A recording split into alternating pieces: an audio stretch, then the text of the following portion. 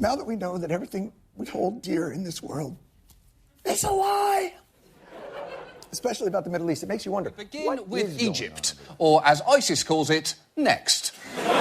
Egypt is currently in the throes of a serious economic crisis, and their leader, Abdel Fattah el-Sisi, has not been handling it well. In fact, just a couple of weeks ago, he unveiled a new public housing complex, which should have been great news, but he didn't strike a particularly appropriate tone.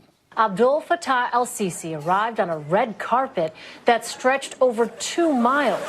Soon after the extravagant arrival, el-Sisi made a speech about cutting government subsidies, claiming the state could not continue to subsidize water and electricity.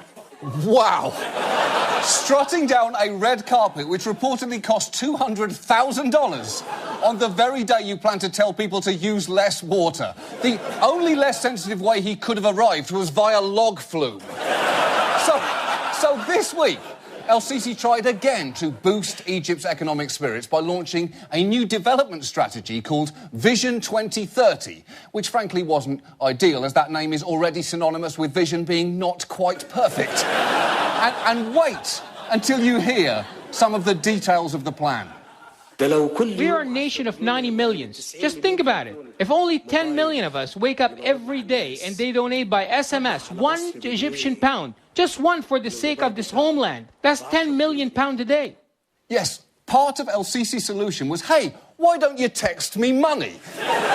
He's begging for public support the way Paula Dean begs people to keep her on Dancing with the Stars. Although I will admit, his plan nearly had one very intriguing option. For myself, I can say, seriously, if I may be sold, it's okay for me to be sold. The Egyptian Air Force support airstrikes against in Iraq and Syria. Do you need the Egyptian Air Force in such an effort?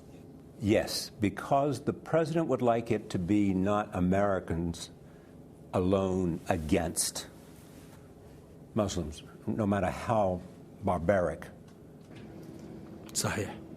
True. True. So will you support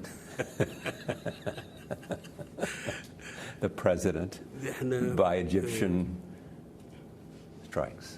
Give us the Apaches and F-16s that you have been suspending for over a year and a half now. And if you get them... Egypt is in at the moment. What el-Sisi needed to do was reassure the country he had everything under control. But again, I am not sure he struck the right tone. And I'm telling all Egyptians that don't listen to anyone except me. I'm serious. Don't listen to anyone except me.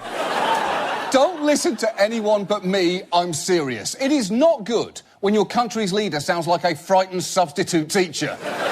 And just like a substitute teacher, you have a feeling that el-Sisi is going to be replaced very, very soon.